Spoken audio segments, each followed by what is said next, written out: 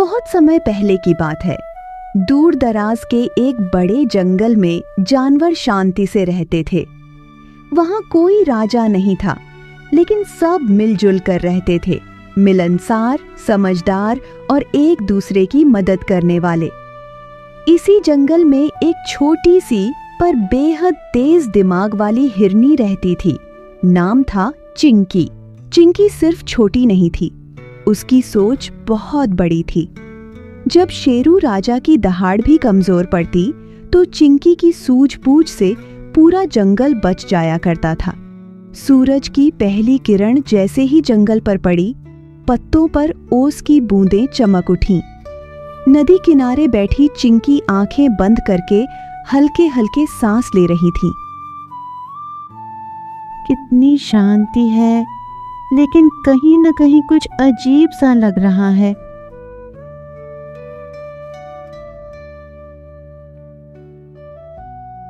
ओ चिंकी, तू फिर ध्यान में? चल उठ, गगन भैया आज आम की गुठलियों से रस निकाल रहे हैं, तू नहीं चखेगी? रस तो ठीक है टिम्मी, लेकिन तुझे नहीं लग रहा कि जंगल में कुछ बदल रहा है? तू हमेशा ऐसा ही बोलती है। तू हिरनी है या जासूस? अक्लमंद होना अलग बात है और सचेत रहना अलग। चल, गगन भैया के पास चलते हैं।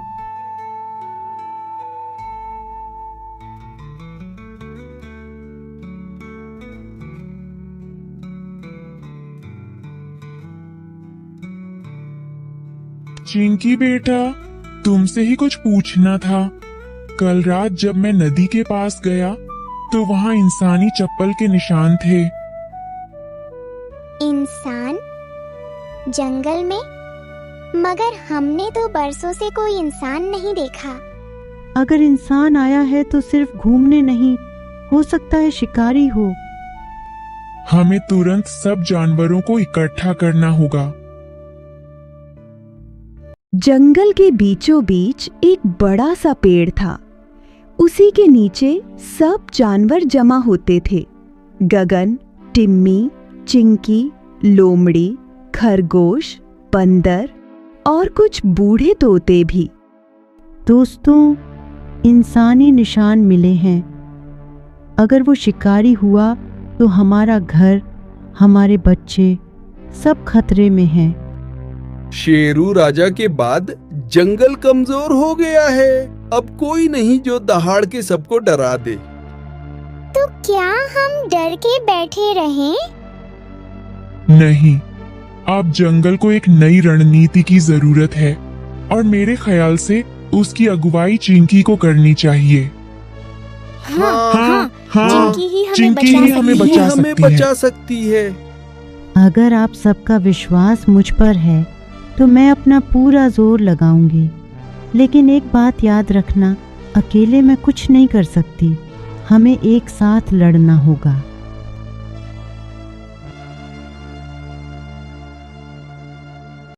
दूसरी ओर जंगल की सीमा पर एक झाड़ी में कोई चुपचाप बैठा था। उसकी आंखें चमक रही थीं। वो अपने साथ कैमरा, जाल, डंडी और कुछ खाने की चीजें लाया था। उसका प्लान बहुत खतरनाक था। इस जंगल में हिरण, शेर और तोते सब हैं। एक बार जाल बिछा लूं, फिर शहर में माल ही माल।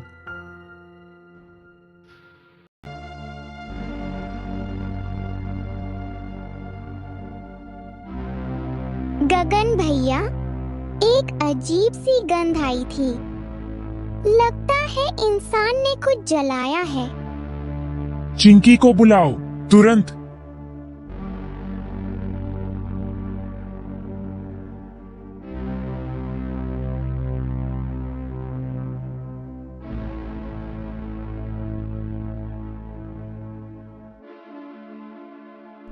यह प्लास्टिक इंसानों की चीज है। वो यहीं आसपास है। हमें चाल चलनी होगी। चिंकी ने जैसे ही बाकी जानवरों को जाल की बात बताई, जंगल में सनसनी फैल गई। मुझे तो बहुत डर लग रहा है। मैं तो अब घर से बाहर ही नहीं निकलूंगी। अब हमारा क्या होगा चिंकी बहन? हमारी तो दौड़ भी कमजोर है। हमें घबराना नहीं है, चिंकी हमारे साथ है। चिंकी, टिम्मी नहीं मिल रहा। वो सुबह से गया है और अभी तक नहीं लौटा है। दूसरी ओर टिम्मी एक पेड़ की शाखा से बंधा हुआ था। उसकी चोंच में छोटा सा कपड़ा बांधा गया था ताकि वह आवाज न निकाल सके और शिकारी उसके पास बैठा था। तू मेरा पहला शिकार है नन्ही तोता, पर असली मजा तब आएगा जब हिरन फंसेगी। तू तो बस चारा है।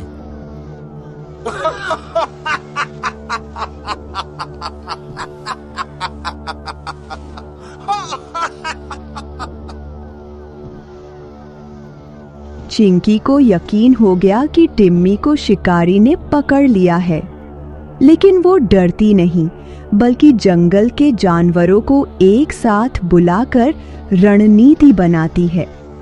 दोस्तों, अगर हमें टिम्मी को बचाना है तो हमें खुद को शिकार की तरह पेश करना होगा। मैं क्या करूं चिंकी? तू उस पेड़ के पीछे छिप जा जहां से टिम्मी की आवाज आई थी।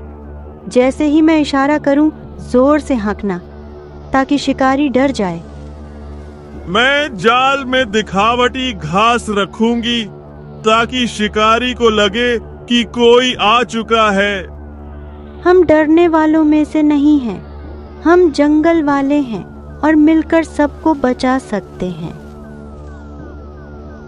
शिकारी अपने तंबू में बैठा अपनी बंदूक साफ कर रहा था।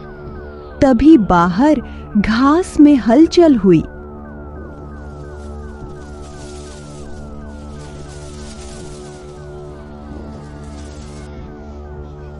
आ गया कोई बेवकूफ हिरन, अब तो मजा आएगा।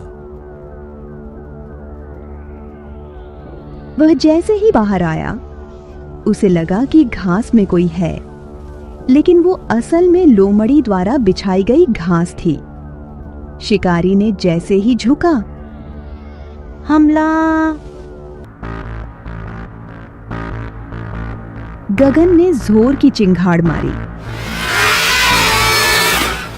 आसपास से खरगोश कूदते हुए तेजी से दौड़ने लगे और पेड़ के पीछे से बत्तख और चिड़िया ताली बजाते हुए शोर करने लगी।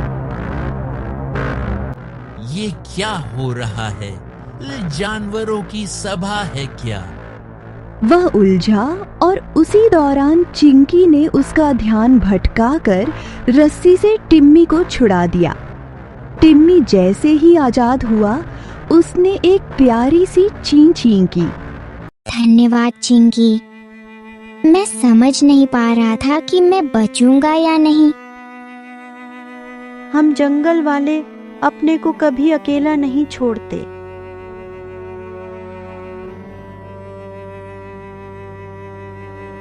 पूरे जंगल में खुशी की लहर दौड़ गई।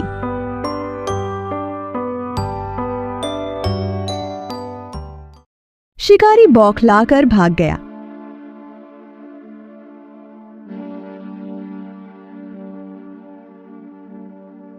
लेकिन 3 दिन बाद वो 2 और लोगों के साथ दोबारा लौटा, इस बार पहले से ज्यादा चालाक और खतरनाक प्लान के साथ। अब हम जानवरों के बीच में दोस्ती का नाटक करेंगे और अंदर से उन्हें तोड़ेंगे। यहीं आती है कहानी में नया मोड़। शहर की बत्तख डेजी। वो हरा सफेद पंखों वाली थोड़ी अकड़ वाली बत्तख जंगल में दाखिल होती है। अरे ये कैसी जगह है? यहाँ तो कोई फैशन ही नहीं समझता। आप कौन हैं? मैं डेजी हूँ, शहर से आई हूँ जंगल में कुछ बदलाव लाने। और सुनो, तुम हिरन हो ना? बहुत प्यारी हो, पर थोड़ी सीधी लगती हो। डेजी चिंकी से धीरे धीरे दोस्ती कर लेती है, लेकिन उसे पता नहीं चलता कि डेज़ी असल में शिकारी की भेजी हुई चाल है। डेज़ी जंगल के जानवरों को एक दूसरे से तोड़ने लगती है। गगन कितना धीमा है ना, और खरगोश, उसे बस दौड़ने से मतलब है। शहर में ऐसे जानवरों को कोई भाव नहीं देता। धीरे धीरे चिंकी को भी लगने लगता है कि शायद वो पिछड़े जंगल में फंसी हुई है। वो सजने लगी, बोलने का ढंग बदलने लगी और अपने दोस्तों से दूर होने लगी। मुझे चिंता हो रही है चिंकी की। वो पहले जैसी नहीं रही। वो डेज़ी के पीछे पीछे क्यों घूम रही है? शायद उसे लग रहा है कि शहर की दुनिया ज्यादा अच्छी है। हमें उसके होश ठिकाने लाने होंगे, वरना डेज़ी सब कुछ तबाह कर देगी। पिछले कुछ दिनों में जंगल का माहौल बदल गया था। डेज़ी अब हर जगह थी। उसने जानवरों को स्टाइल, सॉफ्ट बोलने और पॉलिश बनने की क्लास देना शुरू कर दी थी। देखो चिंकी, जंगल में ऐसे सीधे साधे चलोगी तो कोई तुम्हारी कद्र नहीं करेगा। थोड़ा शाइन, थोड़ा स्वैग जरूरी है। चलो ठीक है, ट्राई करते हैं। अब चिंकी फूलों से नहीं, चमकीली चादरों से अपने सींग सजाने लगी थी।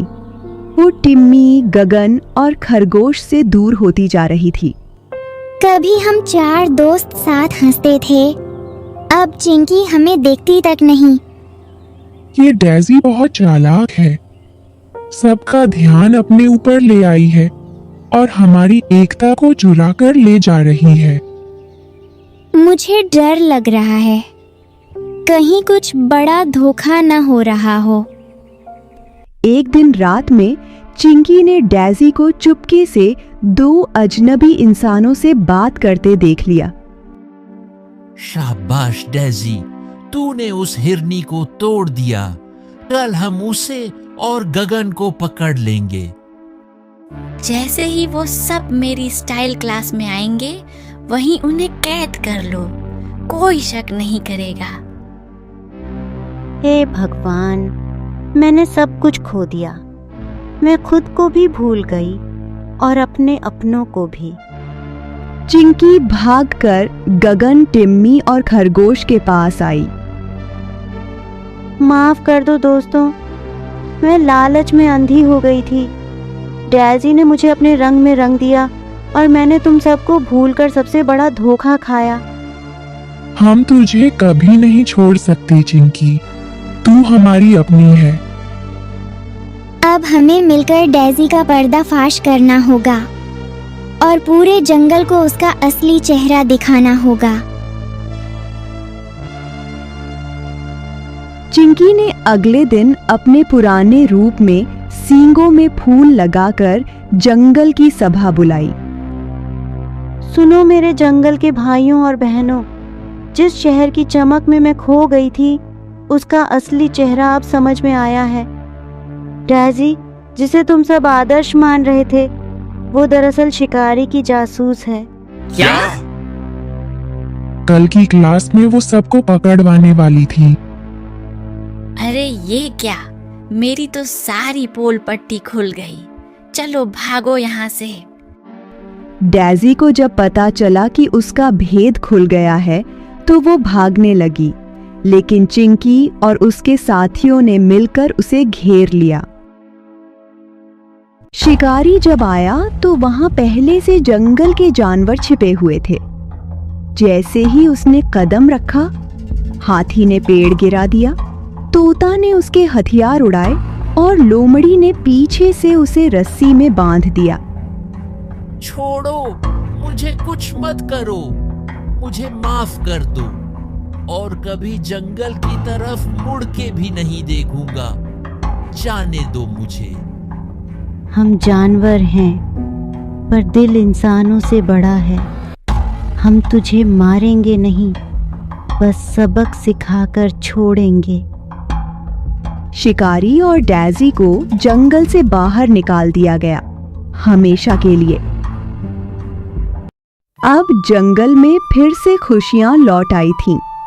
चिंकी अब और भी समझदार बन चुकी थी। अब कोई शहर की बत्तख हमसे हमारी जड़ें नहीं छीन पाएगी। क्योंकि अब हमें हमारी असली पहचान का एहसास हो गया है।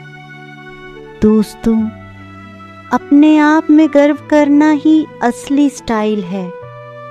कहानी की सीख: जिंदगी में कभी किसी और जैसा बनने के चक्कर में खुद को मत भूलो। दुनिया की चकाचौंध बहुत लुभाती है, पर जो सुकून अपनों की मिट्टी में है वो कहीं और नहीं मिलता। दिखावे की दुनिया बस कुछ पल की होती है, लेकिन सच्चे रिश्ते, सच्ची पहचान, ये हमेशा साथ रहते हैं। इसलिए जैसे हो वैसे ही रहो, क्योंकि तुम्हारी असली खूबसूरती तुम्हारी सादगी, सच्चाई और अपनी पहचान में है।